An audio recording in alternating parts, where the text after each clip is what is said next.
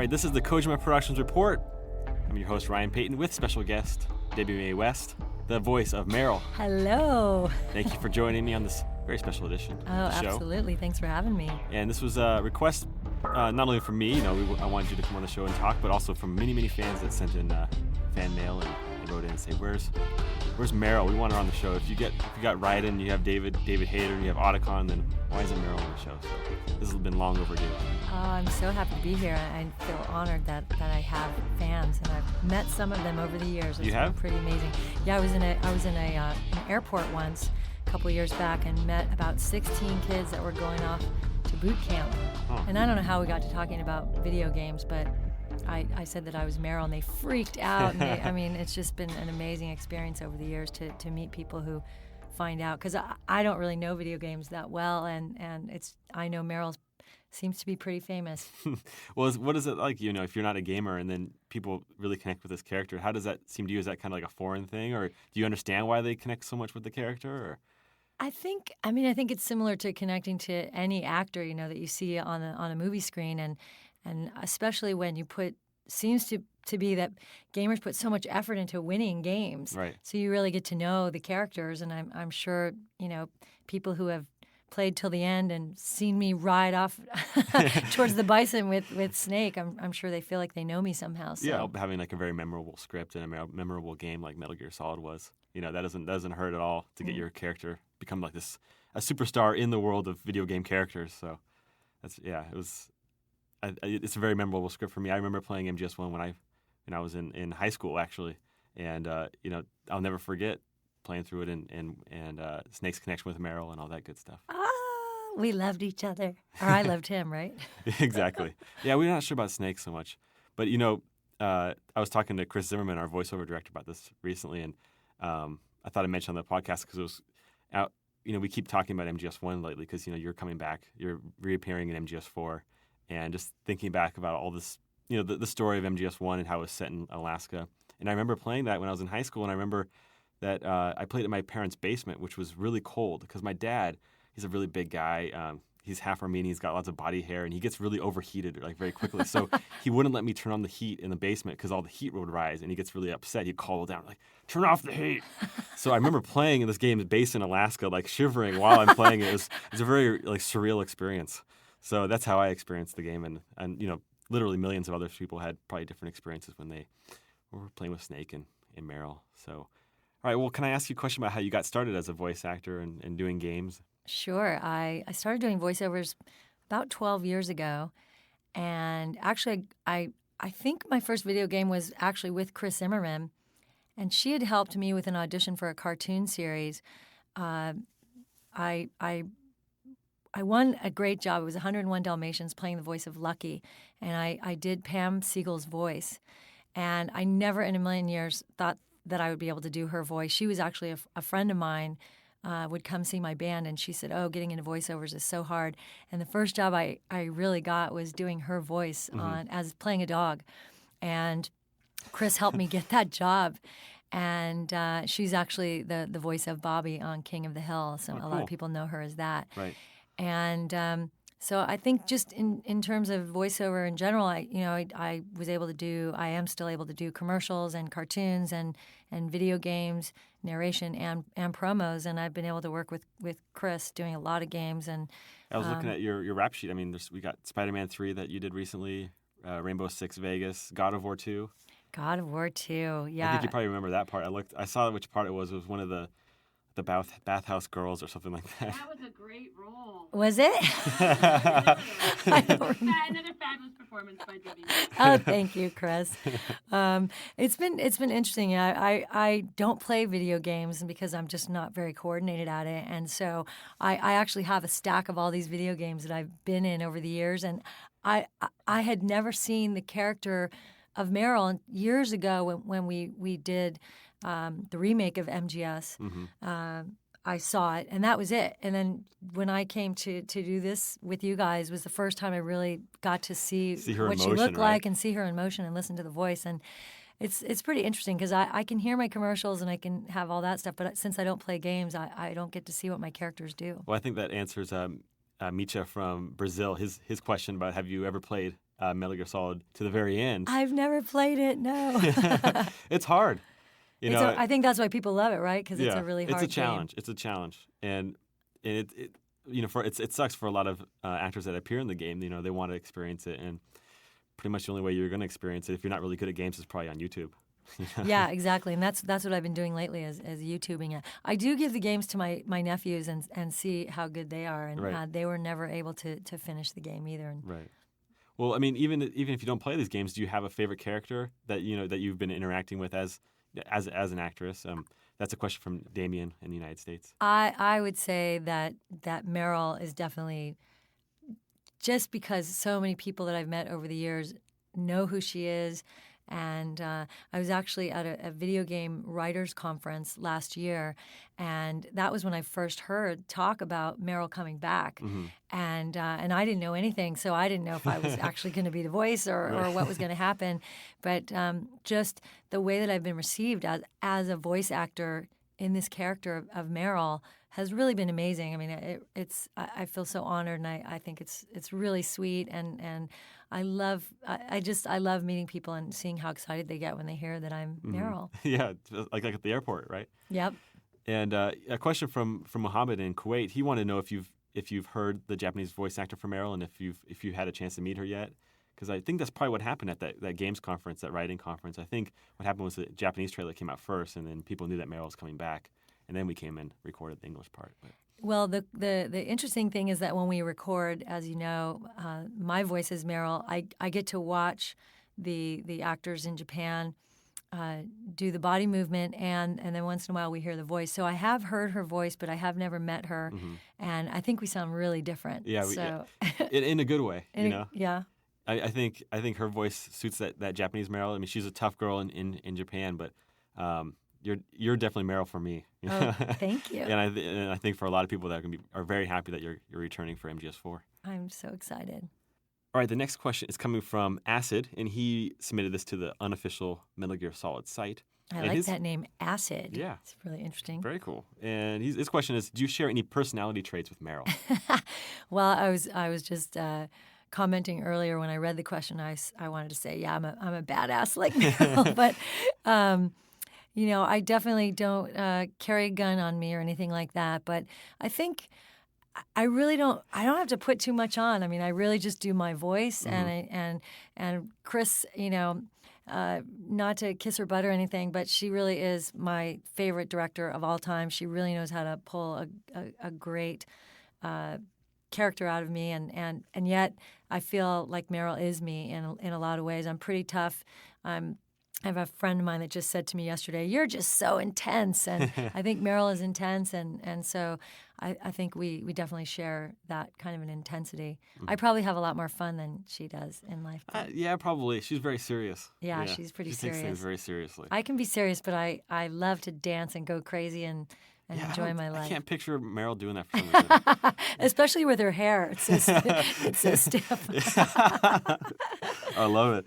Yeah, she would not be picking up a lot of guys with that kind of hair. They'd be wondering what's going on. Too much hairspray? Too much hairspray. Too much gel? Too much plastic. Yeah. Well, hopefully we'll fix that in upcoming trailers. But another question from Mr. Smiley. Mr. Smiley. He's writing to us from the United States. And his question is, he wants to clear up a rumor. And he heard this rumor that Debi Mae West recorded the voice of Eva in Metal Gear Solid 3. Are there any truth to those rumors? Absolutely not. It's funny, so many people call me and say, "Oh, I heard you on this commercial," or "I heard you on that commercial," and I guess there's people that sound like me. I think my gravelly voice is, there's definitely something to mine that's different, but Suzette Mignette, I believe, Suzette Mignette, I believe, was the voice of Eva. So we'll clear that rumor right up, because I've only played Meryl in the Metal Gear Solid series. This is true. And that's weird. I've played through Metal Gear Solid 3 many, many times, and Did you the think I voices sounded are totally like her? different. Oh, really? Totally different. I'd love to hear it, because I'd love to hear why he thought that. We can pull it up.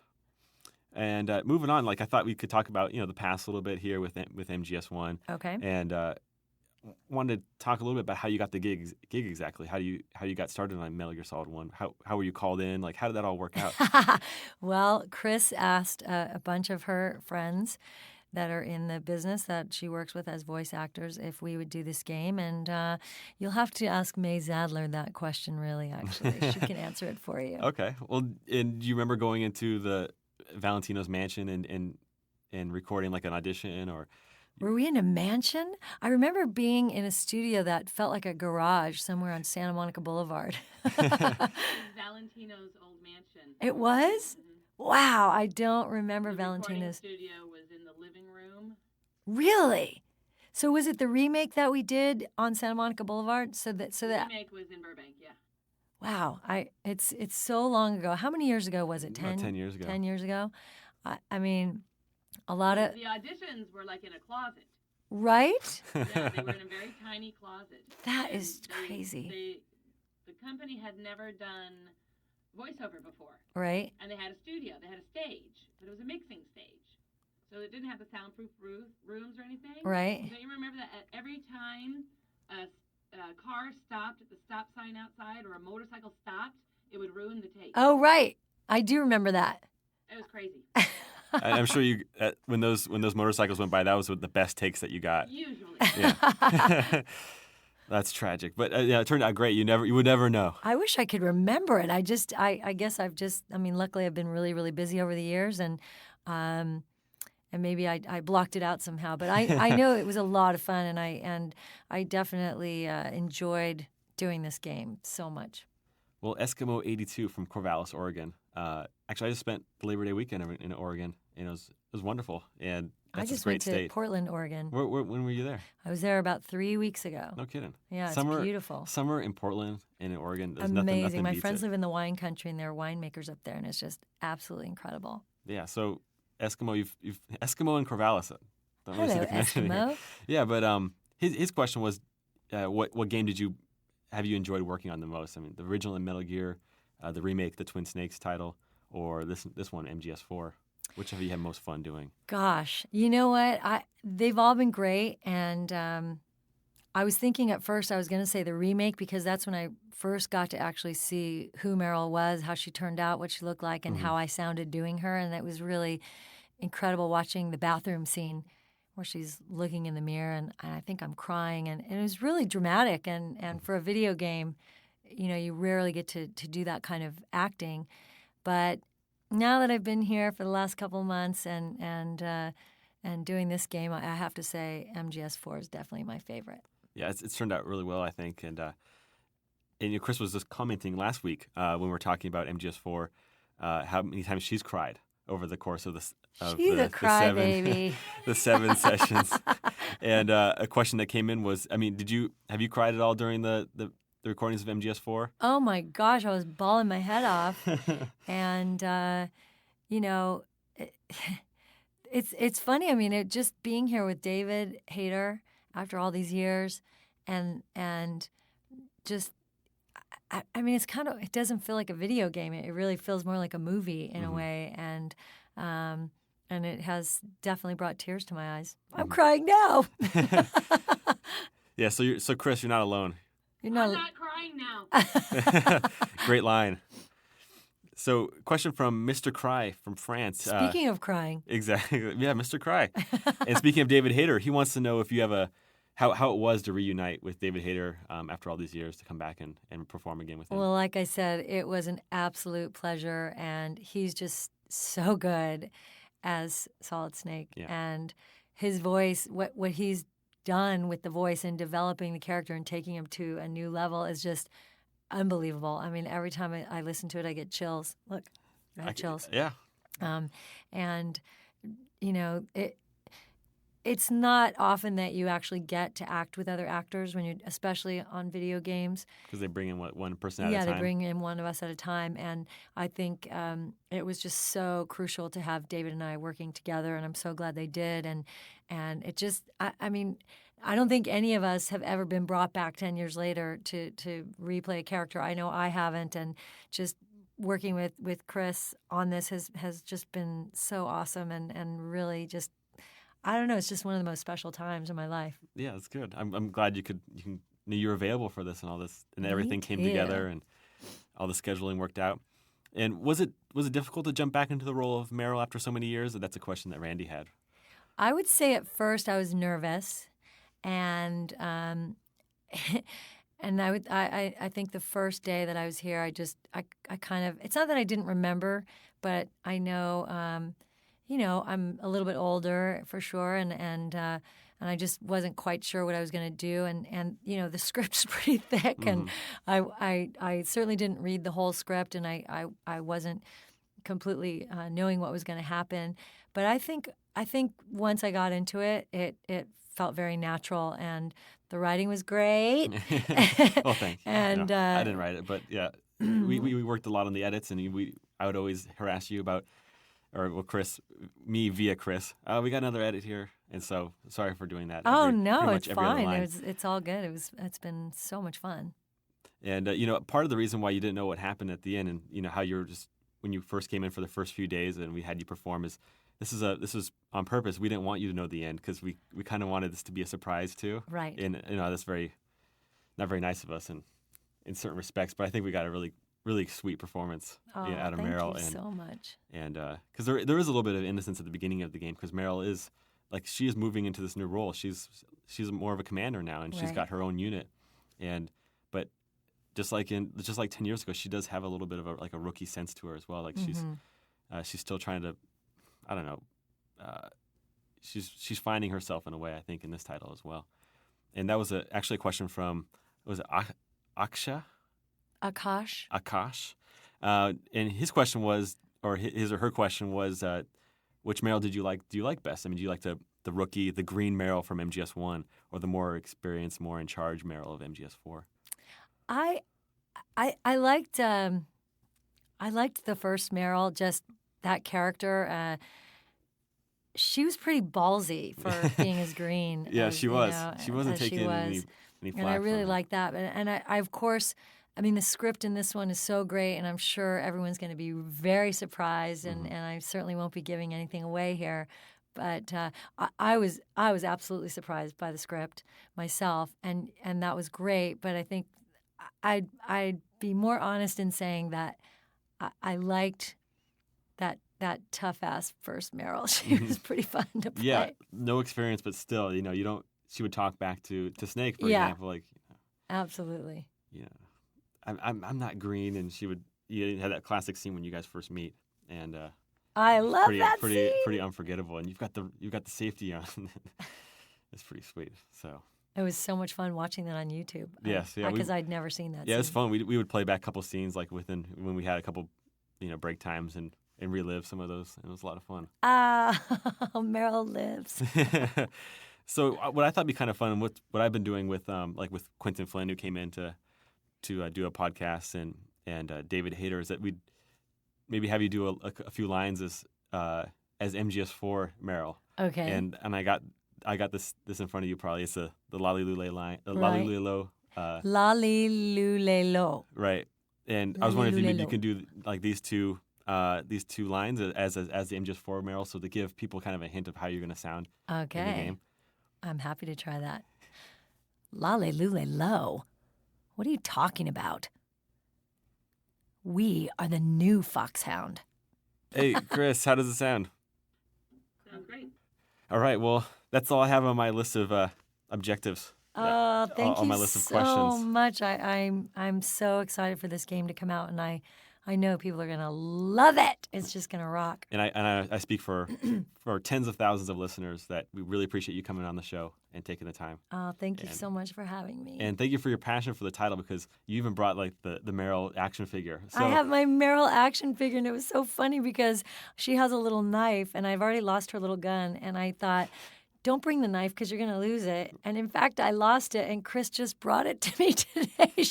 Some little kid found it on the ground on her vast property. Exactly. At the MGS4 barbecue, somebody's son found it and brought it to Chris, and that's perfect. On that vast property, it's unbelievable that knife was actually found. But because if you can imagine, I know you're only hearing us, but it's like less than an inch long, It is. right? Tiny. It's teeny weeny. Like a half an inch long, and I don't know how he possibly could have even seen it. I couldn't imagine when you handed me the envelope what was in it. I knew that it was something. I thought, did I lose a piece of jewelry? But it was Meryl's knife. It's very fitting. The most excited I've seen Debbie in a long time. So yeah, that's when I knew that you were really serious about this part, and I didn't know that before, but you really did love Metal Gear, and you had that figure. So Thanks for noticing that. yeah, well, no, thanks for being excited about the project. Absolutely. It's going to be such a cool game. Well, thanks again, and we'll be back next week with another edition of the Kojima Productions Report.